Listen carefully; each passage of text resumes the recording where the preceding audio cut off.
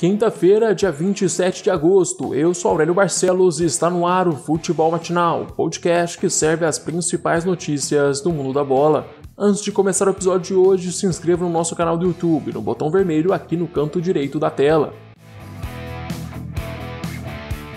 Pelo Brasileirão, o Corinthians empatou em casa contra o Fortaleza por 1-1. O time de Rogério Ceni saiu na frente com gol de Romarinho, mas Luan saiu do banco para empatar a partida.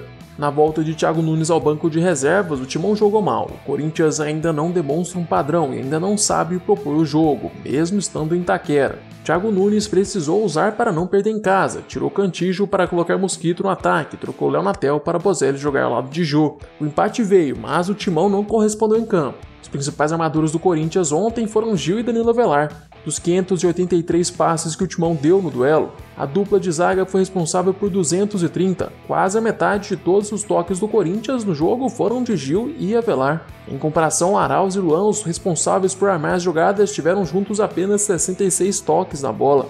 Com o empate, o Fortaleza agora soma 5 pontos em 5 jogos disputados. Já o Timão tem os mesmos 5 pontos, só que com uma partida a menos. São Paulo e Atlético Paranaense adiantaram no duelo da 11ª rodada do Brasileirão. No Morumbi, o tricolor paulista venceu o Furacão com gol do xodó Luciano.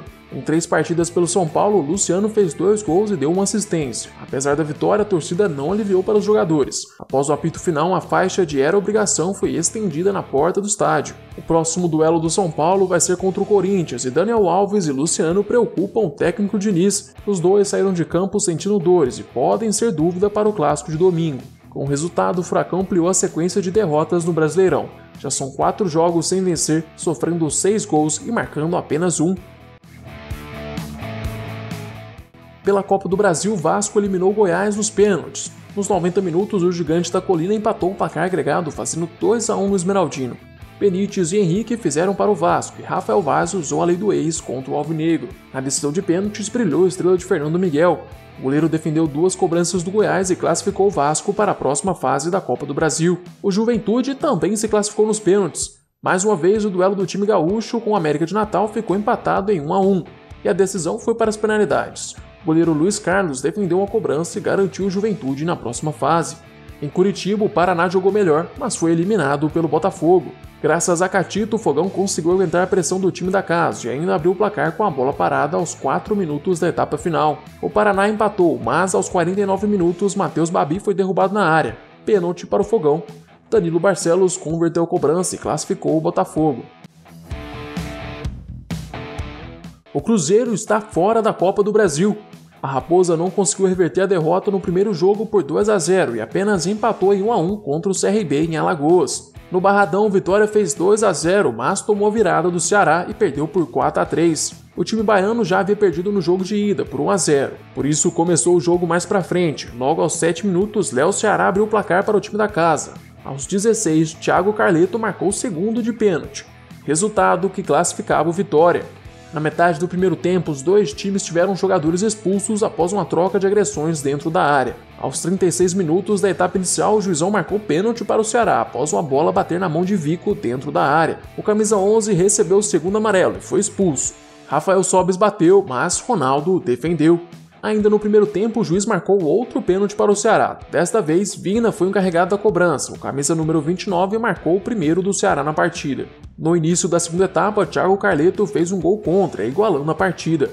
Aos 15 minutos, o Vitória perdeu a bola no meio de campo e Fernando Sobral marcou no contra-ataque, fazendo 3-2 pro Vozão. 4 minutos depois, Fernando Praz espalmou o chute de Jonathan Bocão para o meio da área. A bola sobrou livre para Caicedo empatar tudo de novo. Com apenas 9 em campo, Vitória tentou fazer o 4º gol e levar a decisão para os pênaltis. Só que quem marcou foi o Vozão, com Lima, aos 43 minutos do segundo tempo. Além da quantidade de gols, a partida foi marcada por uma invasão de campo do presidente do Vitória, Paulo Carneiro. Durante o intervalo do jogo, o dirigente interrompeu a entrevista do Meia Vina para ameaçar o jogador.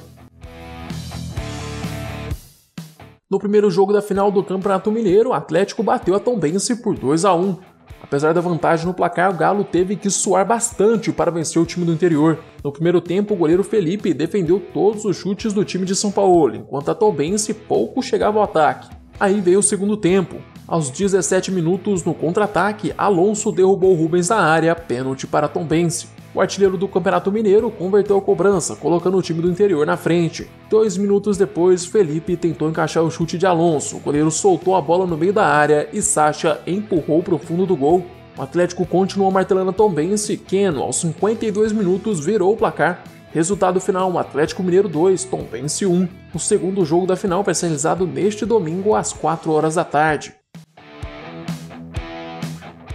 Pelo Gauchão, o Grêmio venceu o Caxias por 2-0 e vai com vantagem para o jogo de domingo. Ao contrário da final do primeiro turno, quem se deu bem no Centenário foi o tricolor gaúcho. PP abriu o placar logo de cara aos 7 minutos de jogo. O Caxias tentou empatar o duelo, mas parou em Vanderlei.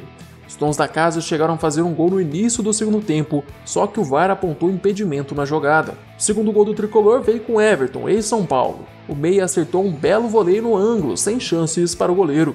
O segundo jogo da final vai ser realizado no domingo às 4 horas da tarde na Arena do Grêmio.